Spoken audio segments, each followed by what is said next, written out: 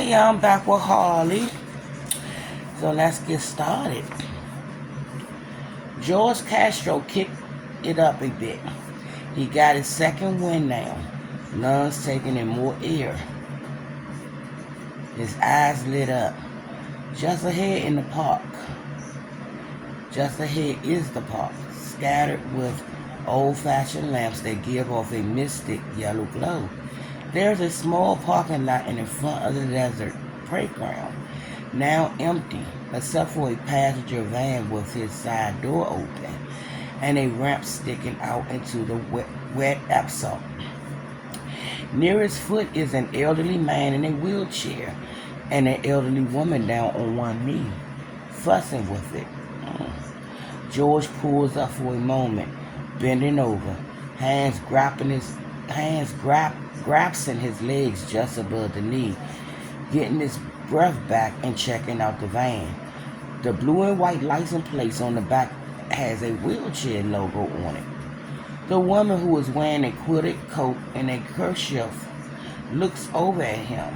At first, George isn't sure he knows her.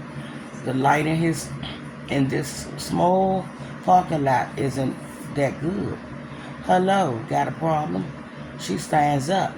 The old guy in the wheelchair, dressed in a button-up sweater and flat cap, gives a feeble wave. The battery died, the woman says. It's Mr. Castro, isn't it, George?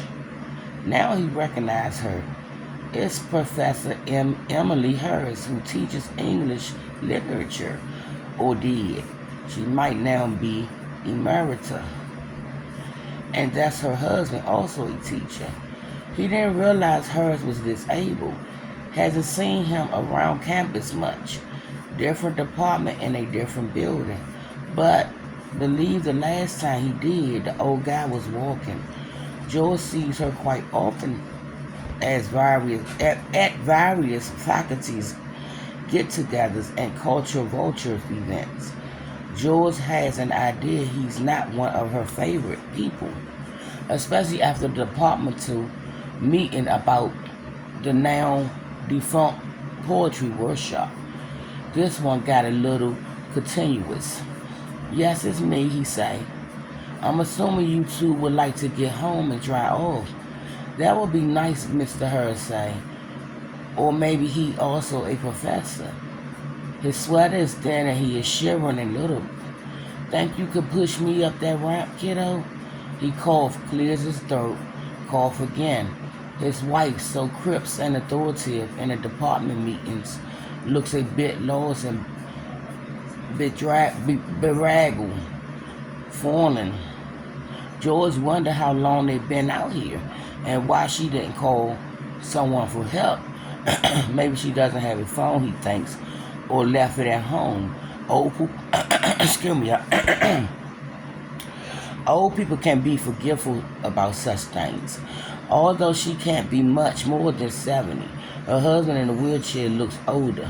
I think I can help with that. Breaks off. Yes, certainly. Emily Harris says, and stands back when George grabs the handles and swings the wheelchair around so it faces the ramp. He rolls it back 10 feet, wanting to get a running start. Motorized wheelchairs can be heavy. The last thing he wants is to get it halfway up only to lose momentum and have it roll back, or God forbid tip over the side and spill the old guy on the pavement. Here we go, Mr. Harris. Hang on, there might be a bump. Harris grabs the side rails and George noticed how broad his shoulders are. They look masculine beneath the sweater. He guesses that people who lose the use of their legs compensate in other ways. George speeds at the ramp. Hey, yo, Silver, Mr. Harris cries cheerfully. The first half of the ramp is easy, but then the chair starts to lose momentum. George bends, put his back into it, and kept it rolling. As he does this neighborly chore, an odd thought comes to him. This state license plates are red and white, and although the Harrises live on Ridge Road, just like he does. He often sees Emily Harris out in her garden. The plates on their van are blue and white, like those of the neighboring states to the west. Something else that's strange.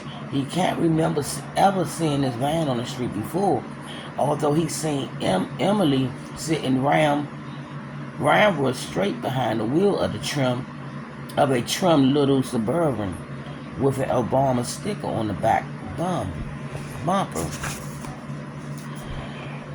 As he reached the top of the ramp, bent almost horizontal now, arms stretched and running shoes flex, a bug stings the back of his neck.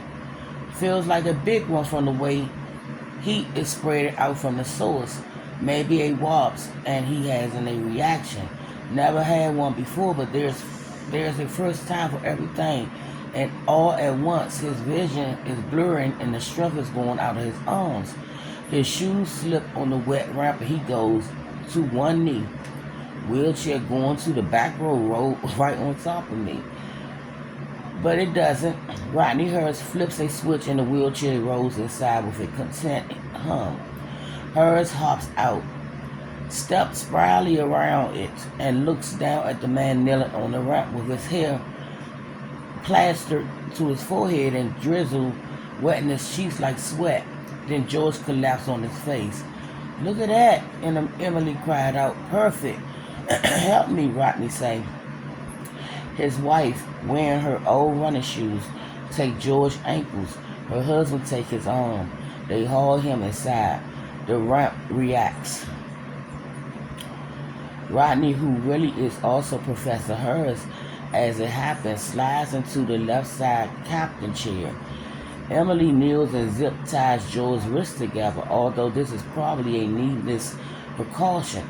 George is out like a light. A smile of which the old pool would surely disapprove, and snoring heavily. "All good," asked Rodney Harris, he of the Bell College Life Science Department. "All good," Emily's voice is cracking with excitement. "We did it, Roddy. We caught the son of a bitch." "Language, dear," Rodney said. Then he smiled, "But yes, indeed, we did." He pulled out the parking lot and started up the hill.